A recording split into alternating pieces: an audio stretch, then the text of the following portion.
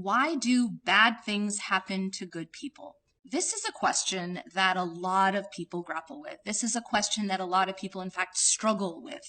And not being able to properly answer this question has led people to a lot of suffering, a lot of doubt. And some people even go to the extent of disbelieving in God completely simply because they cannot find a suitable answer to this question. So this is a question that we also are asked by others. We are asked by non-Muslims. We're going to be asked by perhaps by our children. We have to know the answer to these kinds of questions, not only for ourselves, but also to help others as well. To not get lost, because this is one of those essential issues that we see in our lives. Sometimes we seem to see that bad things are happening to good people, and we also see the opposite. Sometimes we wonder, why are good things happening to bad people? Why does the world seem unfair? These are questions that are essential to be able to understand. Why is it that bad things happen to good people? Well, the answer to this question is actually that the question itself is flawed. In fact, we are told by the Prophet ﷺ that bad things never happen to good people. There's a very important hadith in which the Prophet ﷺ says, عَجَبٌ لِأَمْرِ الْمُؤْمِنِ أَمْرُهُ كُلُّ خَيْرٍ, that the matter of a believer is strange. So it's unusual. Why? Because everything is good for a believer. So that actually changes the question. And now the answer to this question is that bad things don't happen to good people. Everything that happens to a good person, everything that happens to a believer is in fact good for them. But the problem is in how we define good and bad. Many of us define good and bad as simply being limited to the dunya, simply being limited to the material world. And so we start to think that anytime someone increases in the material world, that's something good. And anytime someone loses from the material world, that's something bad.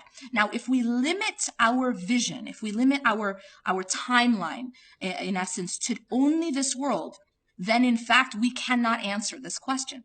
But the reality is that our existence is not only limited to this life. Our existence is actually, this life is actually just a blink of the eye of our greater existence, that there is a hereafter. And so that puts perspective into what is happening in this life. So then how can we change how we view good and bad? And that really is what is the turning point in how we understand this question.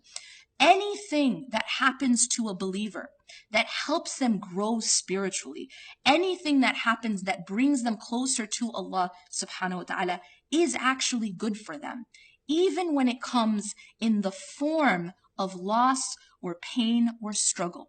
And so this idea that bad things are happening is actually an illusion.